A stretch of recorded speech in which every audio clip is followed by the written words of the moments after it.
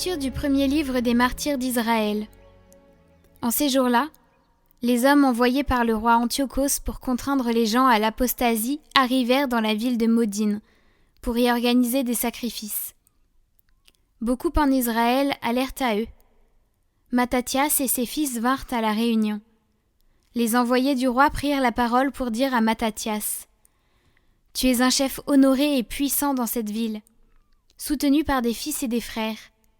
Avance donc le premier et exécute l'ordre du roi, comme l'ont fait toutes les nations, les hommes de Juda et ceux qui sont restés à Jérusalem.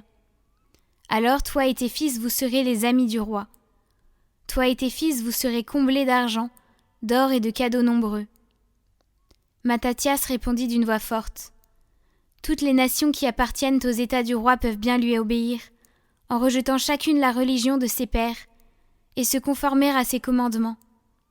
Mais moi, mes fils et mes frères, nous suivrons l'alliance de nos pères. Que le ciel nous préserve d'abandonner la loi et ses préceptes. Nous n'obéirons pas aux ordres du roi. Nous ne dévierons pas de notre religion, ni à droite, ni à gauche. » Dès qu'il eut fini de prononcer ces paroles, un Juif s'avança en présence de tout le monde pour offrir le sacrifice, selon l'ordre du roi, sur cet autel de Modine. À cette vue, Mattathias s'enflamma d'indignation et frémit jusqu'au fond de lui-même. Il laissa monter en lui une légitime colère, courut à l'homme et l'égorgea sur l'autel. Quant à l'envoyé du roi, qui voulait contraindre à offrir le sacrifice, Mattathias le tua à l'instant même, et il renversa l'autel. Il s'enflamma d'ardeur pour la loi, comme jadis Pinas contre Zimri.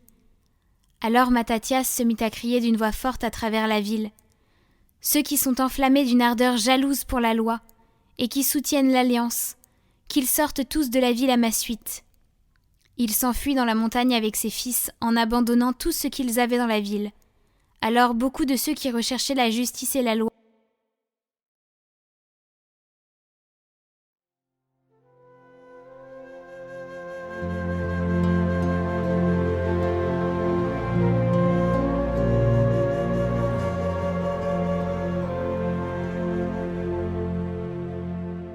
À celui qui veille sur sa conduite, je ferai voir le salut de Dieu. Le Dieu des dieux, le Seigneur, parle et convoque la terre. Du soleil levant jusqu'au soleil couchant, de Sion, belle entre toutes, Dieu resplendit. Assemblez devant moi mes fidèles, eux qui scellent d'un sacrifice mon alliance. Et les cieux proclament sa justice. Oui, le juge, c'est Dieu. Offre à Dieu le sacrifice d'action de grâce. Accomplis tes vœux envers le Très-Haut. Invoque-moi au jour de détresse. Je te délivrerai, et tu me rendras gloire.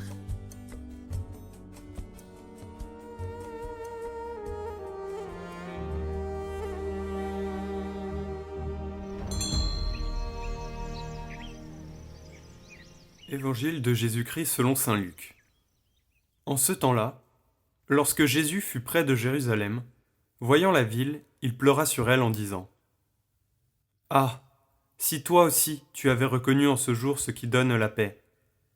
Mais maintenant, cela est resté caché à tes yeux. Oui, viendront pour toi des jours où tes ennemis construiront des ouvrages de siège contre toi, t'encercleront et te presseront de tous les côtés.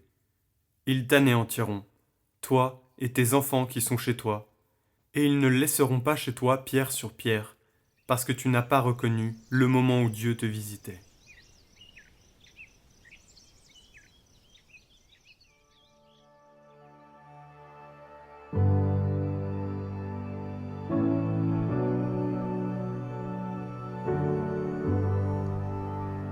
Mais où est le danger ?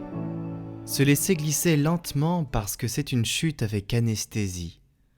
On ne s'en rend pas compte, mais lentement on glisse. On relativise les choses et on perd la fidélité à Dieu. Et combien de fois oublions-nous le Seigneur pour entrer en négociation avec d'autres dieux ? L'argent, la vanité, l'orgueil. Mais cela se fait lentement, et s'il n'y a pas la grâce de Dieu, tout est perdu.